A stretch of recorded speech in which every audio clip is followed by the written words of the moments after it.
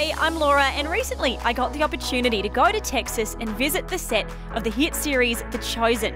Ahead of season 3, I spoke with some of the cast and crew of the series to get their thoughts on the new season and what it's like playing such iconic figures. I hope you enjoy.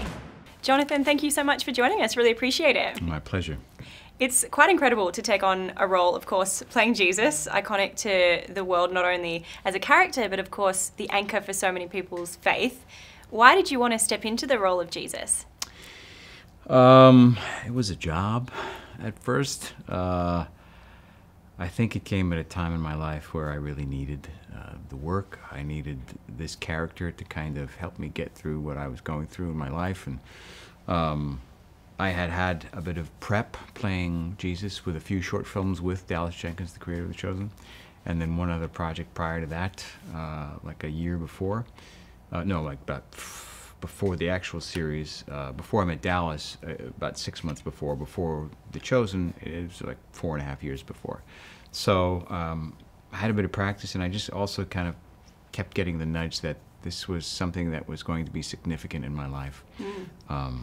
But as an actor, as I said, you're always looking for the next job, and this was, I had a guaranteed 4 episodes if I said yes, and who knows what afterwards. And Right. Here we are almost 3 seasons later. Yeah, and there's an expected 7, which is quite incredible. Yeah. But as you say, you know, playing Jesus has brought you what you needed in life. Watching Jesus has brought so many of us as viewers what we've needed. How has playing Jesus shaped and affected you? It's deepened my own personal faith walk. You know, I worked in the secular world in Hollywood for pretty much as long as I've been in the industry, and this is kind of my first time sort of being, my career going to a whole other level in an area that I'd never worked before, which is, faith entertainment. But the thing about this is, while it's kind of informed and helped with my own faith, it also happens to be a project and a series that you don't have to have any faith to appreciate it. You can be an atheist and love the show, and we get letters and messages from atheists all the time saying, I don't agree or line up with the theology, but I love the show, and I love these characters, and I love this Jesus guy.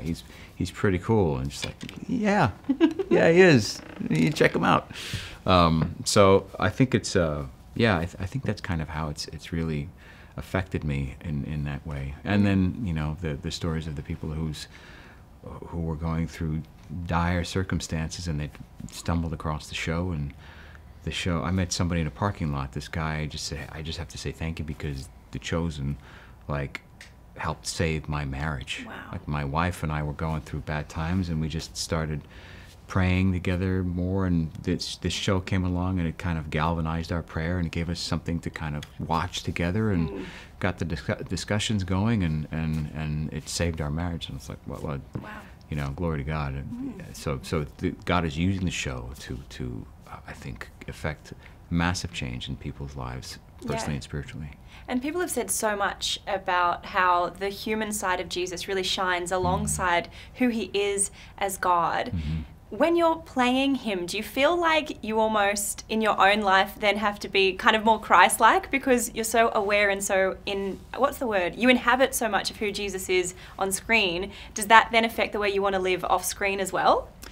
It does, but not in any obligatory sense.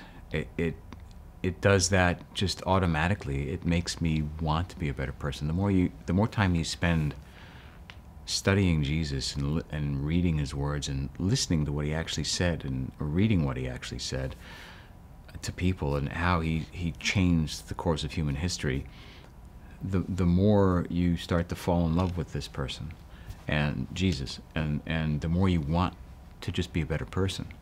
I don't think you can, as an actor, in general, whatever the show that I'm doing, I tend to approach roles from a sense of truth. How can I relate the truth of me, Jonathan, to this character?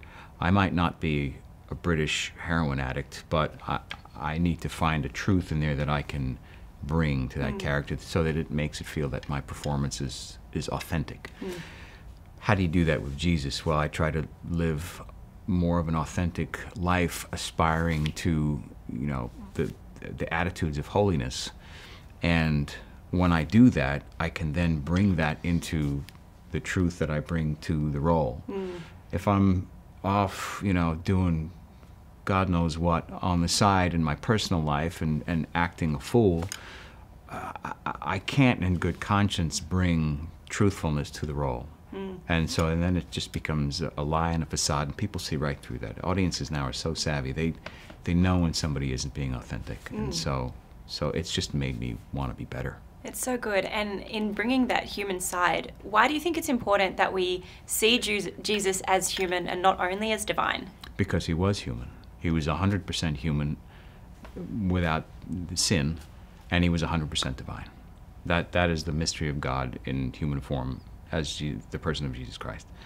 So he was human. He was human because he wanted to give us the opportunity to know that he did what we do, and then some, you know. So we have somebody to relate to now, knowing that he had the human experience. And so we can always call on him and rely on him, knowing that he suffered like we suffered. He laughed like we laughed. And we just get to show the stuff that people don't actually think of. Like, well, he probably danced at parties, you know. Yeah. He was Jewish, you know. Jews love to party. I'm sorry, you know. They love a good time. They love to eat. They love to live life to the fullest. And you know, and Jesus was no different, being part of that culture. Yeah, there's a fun to it, and I got to know. I mean, season 3 just about to launch. What was a highlight of this season for you to shoot? I don't know how much I can say without giving away any spoilers.